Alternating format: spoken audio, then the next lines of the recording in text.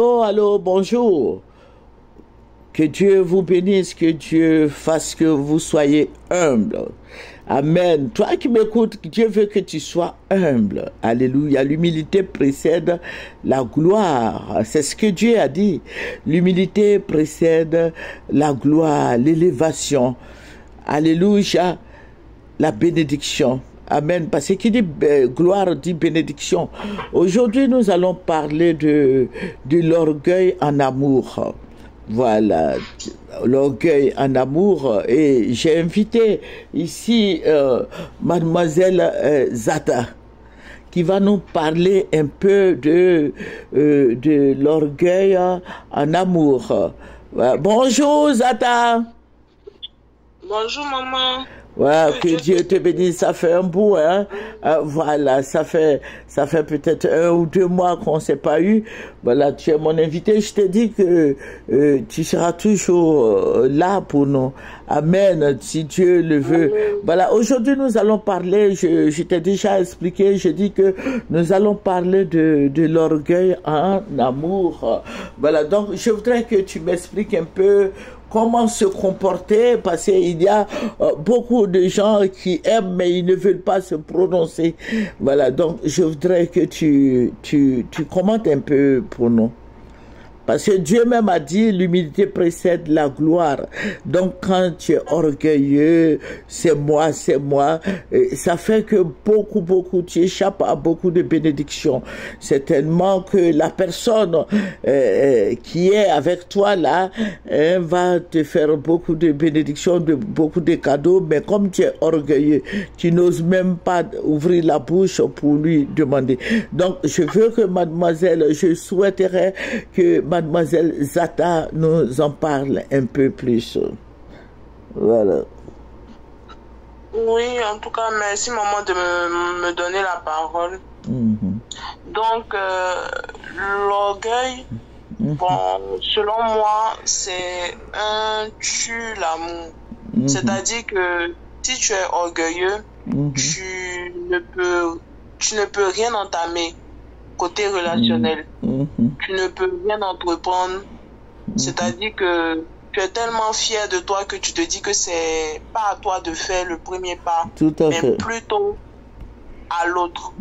Alors que tu ne sais pas, peut-être la personne en face de toi n'est pas forcément orgueilleuse, mais juste timide, ou bien ne sait pas comment t'aborder. Tout à fait. Donc, ça peut créer un blocage de son côté. Mais toi, puisque tu es orgueilleux ou bien orgueilleuse, tu vas te dire que l'autre, elle ne peut pas se prononcer. Donc, moi non plus, je ne me prononce pas parce que je suis trop belle, j'ai pas le temps à perdre. Moi, je peux pas faire tout ça. Alors que vraiment, je pense que faire le premier pas, si tu sens que tu ressens, tu as un fort sentiment pour cette personne-là, il n'y a rien de mal à te prononcer. Oui. Voilà, c'est ce que je peux dire. Voilà. Donc, il faut, bon, quel conseil tu peux nous donner? Voilà, parce que tu as dit comme ça que l'orgueil là empoisonne aussi l'âme. Voilà, les gens qui sont orgueilleux là, voilà, ce n'est pas bon. Donc, comment vaincre l'orgueil, selon toi? Comment vaincre l'orgueil? Bon, comme moi je dis, tout ce qui est sur cette terre-là, disons que bon, tout ce qui est lié dans les cieux est lié sur la terre ou vice-versa.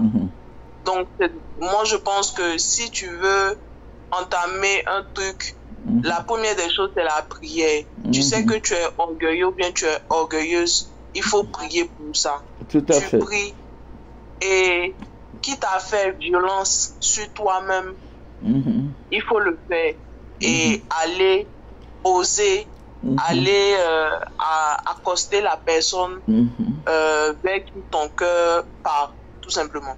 Donc, il faut foncer, tout simplement.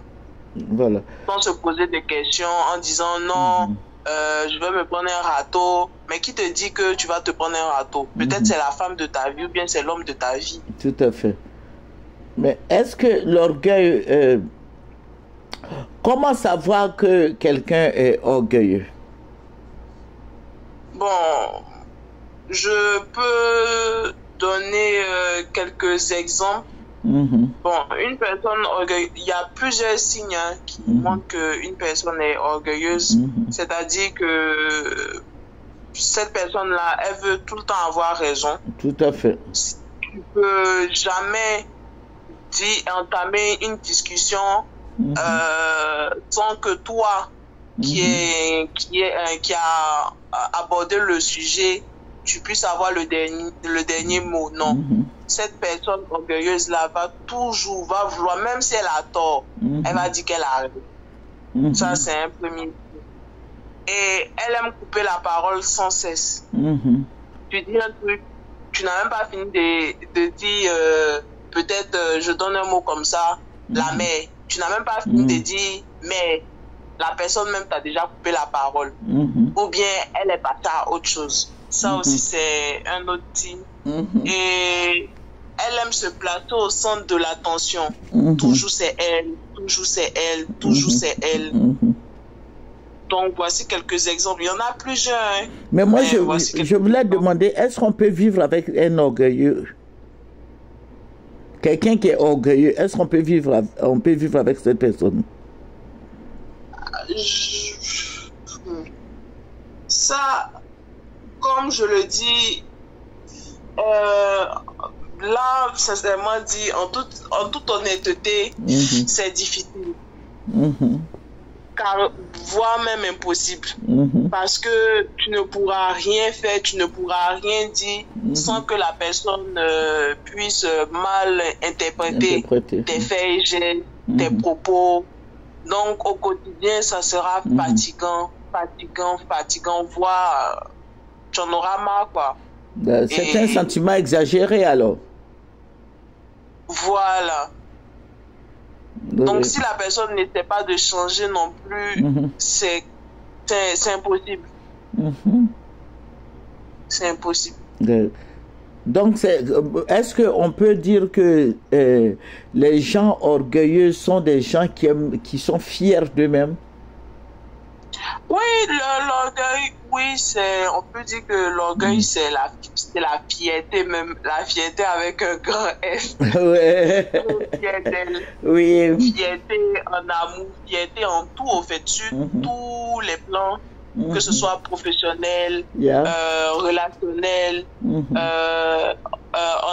amour, tout ce que vous pouvez imaginer, c'est la fierté. Quand on dit je suis fier là, c'est moi, je tape la poitrine, c'est moi, c'est ça. Ouais, ça c'est bien dit. Donc je veux dire que quand l'orgueil vient, le bonheur s'en va. Est-ce que là oui, le bonheur s'en va? Oui.